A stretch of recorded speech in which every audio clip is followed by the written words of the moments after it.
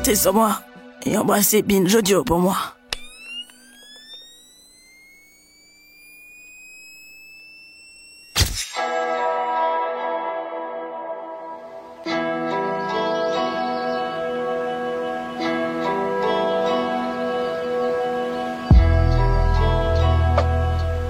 Cette histoire commence en 2019 avec une photo prise près du lac Majeur en Italie. Sur ce cliché franchement pixelisé, on distingue deux hommes. L'un d'entre eux est un agent du renseignement russe, l'autre un militaire français. Ils travaillent en Italie pour l'OTAN, l'organisme international de défense collective qui réunit des militaires de nombreux pays, des États-Unis jusqu'à l'Estonie. Si on regarde attentivement cette photo, on voit que l'agent russe remet aux Français une clé USB et un téléphone portable. Est-ce un acte anodin, le fruit du hasard, ou bien le début d'une affaire de compromission d'ampleur internationale? Pour cerner le profil du militaire, que nous appellerons Marc, il faut revenir sur son parcours.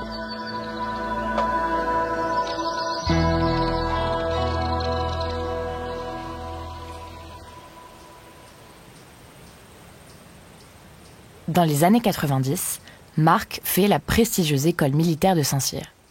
Issu de la vieille noblesse française, ses camarades le décrivent comme un fervent catholique. Dès le début de sa carrière, Marc est très investi, mais ce qui le passionne par-dessus tout, c'est la Russie.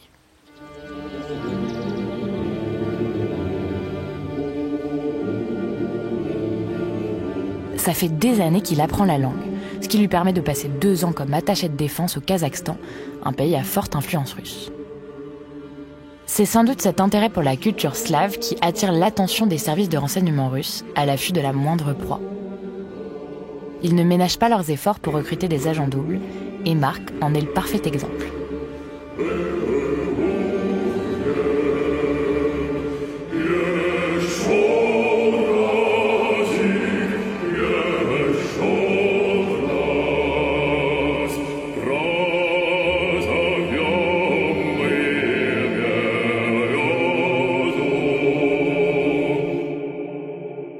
Se pencher sur son cas, c'est se plonger dans les méthodes et techniques de recrutement d'un pays dirigé par un ancien espion.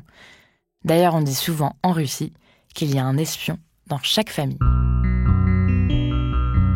Yuri, l'espion qui figure sur la photo aux côtés de Marc, en fait partie. Il appartient à ce qu'on appelle le GRU, le renseignement militaire russe. Leur particularité, c'est de ne pas faire dans la dentelle. Ils se spécialisent dans le sale boulot, comme les actions de sabotage ou les assassinats, avec bien sûr l'Europe comme terrain de jeu. On les connaît notamment pour avoir tenté d'empoisonner l'ancien agent Sergei Skripal au Royaume-Uni, mais aussi pour avoir ciblé un marchand d'armes hostile à Moscou ou participé à un coup d'État pro-serbe au Monténégro. Et leur particularité, c'est qu'ils continuent d'envoyer ce qu'on appelle des illégaux, c'est-à-dire des agents russes qui passent des années à s'entraîner pour prendre une identité qui n'est pas la leur. Ils ont été des dizaines à se faire passer pour des Américains, des Anglais ou des Brésiliens. Le but des agents du GRU, c'est de recruter en masse des sources potentielles. Des universitaires, des journalistes ou encore des militaires, comme Marc. Car ils le savent, les informations qu'ils pourraient fournir sont précieuses. Leur procédé, vous allez le voir, est bien rodé et ils n'hésitent pas à l'appliquer au plus de cibles possibles.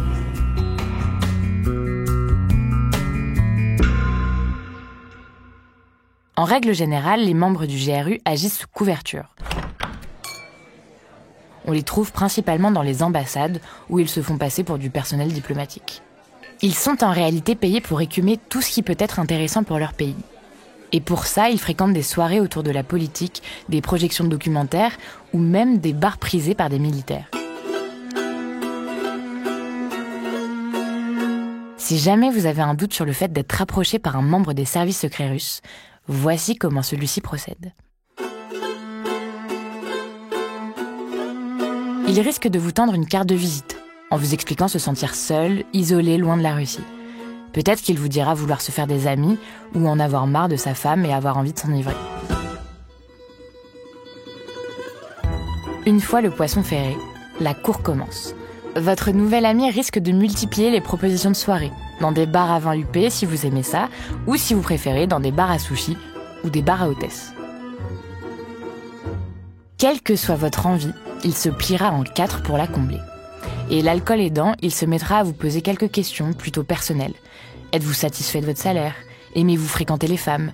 Il trouvera sans doute aussi un moyen de vous raccompagner chez vous et fera semblant de partager votre passion pour les cigares, même s'il n'en a jamais fumé de sa vie.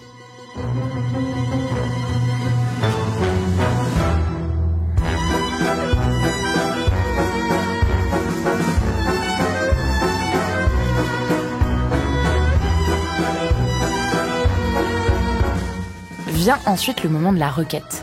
Votre nouvel ami risque de vous demander plein de choses qu'il pourrait d'ailleurs faire tout seul. Pouvez-vous lui acheter un téléphone ou lui transmettre un manuel d'utilisation de caméra ? En réalité, il vous teste. Jusqu'où êtes-vous prêt à aller pour lui rendre des services ? Ces rapprochements peuvent parfois durer plusieurs dizaines d'années. Et qu'on se le dise, c'est probablement comme ça que Marc a été repéré par le GRU. Mais quelles informations ces agents russes peuvent-ils venir chercher en Europe ? Et pourquoi cibler particulièrement Marc, un militaire de l'OTAN muté en Italie ? Depuis quelques années, l'armée russe intervient militairement dans de nombreux pays comme l'Ukraine ou la Géorgie, une attitude qui ravive les tensions avec l'Europe et les États-Unis, alliés militairement dans l'OTAN. Et comme l'explique une note des services secrets français, à chaque fois que les Russes passent à l'assaut sur le terrain, ils accompagnent ça d'une offensive côté espionnage et déploient des agents secrets absolument partout. Résultat, le niveau d'activité du renseignement russe est le même que du temps de la guerre froide, aussi bien en termes d'effectifs que de temps consacré. La zone de l'OTAN où travaille Marc, près de Naples, est donc tout à fait stratégique. C'est là qu'a lieu la surveillance des zones du Moyen-Orient et de la mer Noire. Et surtout, c'est ici que se décident les interventions de l'Alliance militaire, créée au lendemain de la Seconde Guerre mondiale. Avec une trentaine de pays membres, elle multiplie les opérations communes pour assurer sa défense mutuelle et protéger certaines frontières. Une menace pour la Russie, qui n'en fait pas partie. C'est pour ça que Marc est une cible de choix. Il a accès à certaines informations classées confidentielles par l'OTAN, celles des 2 premiers niveaux d'un groupement qui en connaît 4, dont le Cosmic Top Secret. Mais s'il est aussi convoité, c'est qu'il a côtoyé des gradés de haut niveau et qu'il a donc en sa possession des informations cruciales.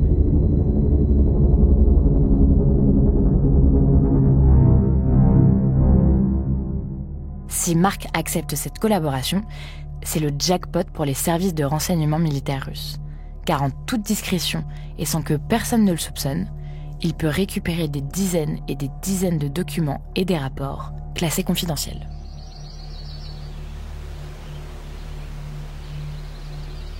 Lorsque Yuri rencontre Marc en 2019 au bord du lac de Streza, il est fort probable que le Français collabore déjà depuis plusieurs années avec ses services. Mais depuis quand exactement ? Ça, on ne le saura jamais. Toujours est-il que ce matin-là, Yuri tend à Marc 3 clés USB que ce dernier s'empresse de prendre. Pour se fournir un alibi, le Français vient accompagné de sa fille, âgée d'une vingtaine d'années. Mais ce que les 2 hommes ne savent pas, c'est que l'agent russe Yuri a été repéré depuis plusieurs mois par les services secrets italiens. Chacun de ses déplacements fait l'objet d'écoutes et de filatures. Ils sont donc aux premières loges lors de l'échange, qui dure quand même plus de 2 heures, et décident de transmettre toutes ces informations aux services secrets français et américains. Pendant 1 an, Marc est surveillé à son tour.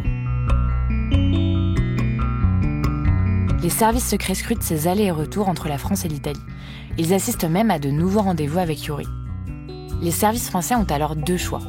Placardiser Marc dans un service où il sera inoffensif jusqu'à l'heure de la retraite, ou bien transmettre le dossier à la justice, au risque peut-être de devoir laver leur linge sale en public. Alors qu'ils sont habitués à régler les choses en interne, ils décident cette fois-ci de transmettre ce dossier à un juge d'instruction. Est-ce à la demande des services secrets américains, ou parce que cette trahison met directement en danger l'OTAN ?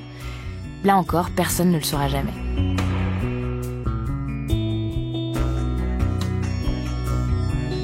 À la suite de l'enquête qui dure 1 an, Marc est arrêté et mis en examen. C'est Florence Parly, alors ministre des Armées, qui l'annonce à la radio le 30 août 2020. une première dans le monde feutré et confidentiel des services secrets. Ce que je peux dire, c'est que confirmer qu'un officier supérieur est sous le coup d'une procédure judiciaire pour transmission ou atteinte à la sécurité. Et si il est sous cette procédure judiciaire, c'est parce que le ministère des Armées a pris l'initiative de saisir le procureur de la République en enclenchant ce que l'on appelle un article 40. Donc c'est à l'initiative du ministère des Armées que cette procédure judiciaire a été initiée. Et maintenant... De quoi est-il soupçonné pour vous ? Ça c'est évidemment, c'est à la justice maintenant que de l'établir. Ce que je peux dire, c'est que nous avons pris toutes les mesures de sauvegarde qui étaient nécessaires. Et maintenant, il faut que la justice puisse faire son travail dans le respect du secret de l'instruction.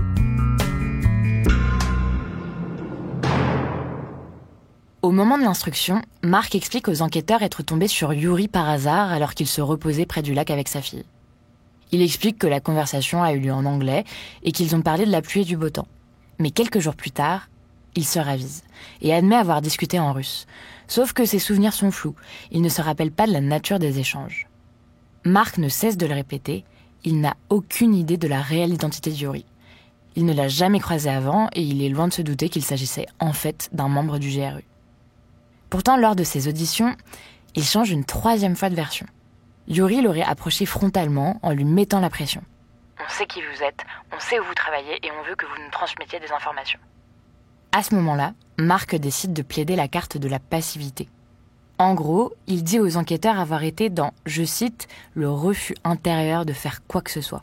Il a récupéré les clés USB par automatisme et ne s'en est même pas servi.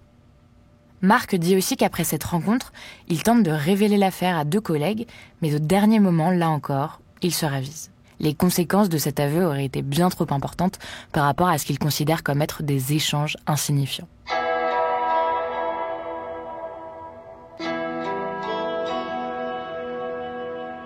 À la fin de son audition, il dit se sentir incompris et explique que sa russophilie n'a jamais été utilisée à sa juste valeur par l'armée française. Marc est placé sous contrôle judiciaire dans l'attente de son procès. Il est mis en examen pour livraison d'informations portant atteinte aux intérêts fondamentaux de la nation. Son avocat communique peu, mais il insiste sur le fait que Marc n'a jamais été pris en flagrant délit en train de transmettre des documents aux agents russes. Si la trahison est avérée, Marc encourt jusqu'à 15 ans de réclusion. Il sera jugé par une cour d'assises au cours de l'année 2023, sans doute à huis clos, secret des informations oblige. Des cas de cette ampleur en France, on les compte sur les doigts d'une main. Surtout dans un contexte comme celui-ci. Depuis l'invasion de l'Ukraine par l'armée russe en 2022, le rôle stratégique de l'OTAN a été renforcé. Au moment où l'agressivité des services secrets de Vladimir Poutine s'est décuplée, l'Europe multiplie les actions pour montrer qu'elle veille au grain. La France a expulsé la même année plus de 35 faux diplomates qui étaient, en fait, des membres du GRU. Et le cas de Marc pourrait bien être un avertissement envoyé aux autorités russes.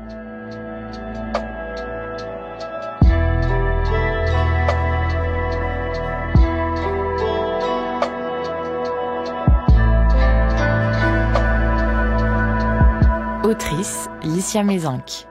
Narratrice, Juliette Livartowski. Réalisateur, Quentin Bresson.